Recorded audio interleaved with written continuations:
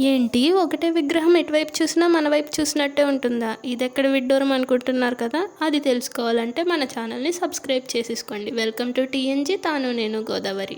ఇది మహాకాళేశ్వర్ టెంపుల్. గోదావరి పక్కనే ఉంటుంది. ఇలాంటి ప్లేస్‌కి వెళ్తే ఎంత డిస్టర్బ్డ్‌గా ఉన్న మైండ్ అయినా కూడా చాలా ప్రశాంతంగా ఉంటుందండి. ఈ గుడిలో శివయ్య 4 వైపుల నుండి దర్శనమిస్తాడండి. ఇది జ్యోతిర్లింగాల్లో ఒకటైన ఉజ్జయిని మహాకాళేశ్వర జ్యోతిర్లింగంలా ఉంటుంది.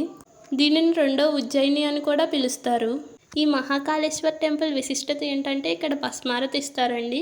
కాకపోతే ఉదయం 4:30కి వెళ్తేనే ఉంటుందండి. ఇది ఓన్లీ మేల్స్తోనే చేయిస్తారు, అమ్మాయిలతో చేయించరు. ఇది చూడడానికైతే చాలా బాగుంటుంది. ఒక సినిమాటిక్ ఎక్స్పీరియన్స్ అనుకోవచ్చు. అండ్ ఈ మహాకాళేశ్వర్ టెంపుల్ మోస్ట్లీ అమ్మాయిలకైతే ఫోటోషూట్స్కి చాలా బాగుంటుందండి. చాలా పెద్దగా ఉంటుంది, స్పేషియస్గా ఈ టెంపుల్.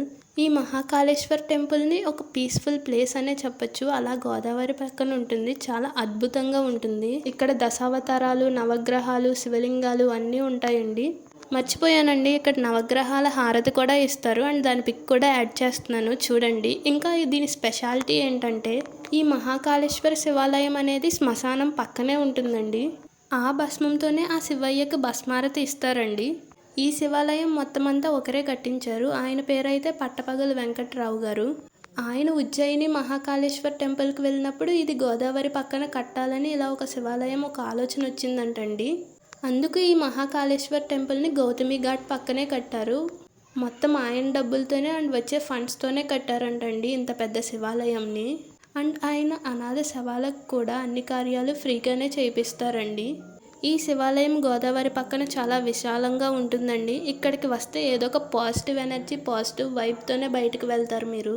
ఇంకా మీలో ఉన్న మెంటల్ స్ట్రెస్ కూడా మొత్తం పోతుందండి. నాకైతే ఈ ప్లేస్ చాలా నచ్చింది. ఫ్యామిలీకి అయితే బెస్ట్ ప్లేస్ అనే చెప్పొచ్చు విజిట్ చేయడానికి. కాకపోతే అందరూ ఫోటోషూట్స్ కోసమే వెళ్తారనుకోండి. మీరైతే భక్తితో వెళ్ళండి. ఫుల్ పాజిటివ్ ఎనర్జీ వస్తుంది. అండ్ మీకు లైఫ్లో ఏం చేయాలో తెలియకపోయినా ఒకసారి ఈ గుడిని అయితే విజిట్ చేయండి. మీకు చాలా కొత్త థాట్స్ వస్తుంది అండ్ ఒక సొల్యూషన్ కూడా దొరుకుతుంది మీకు.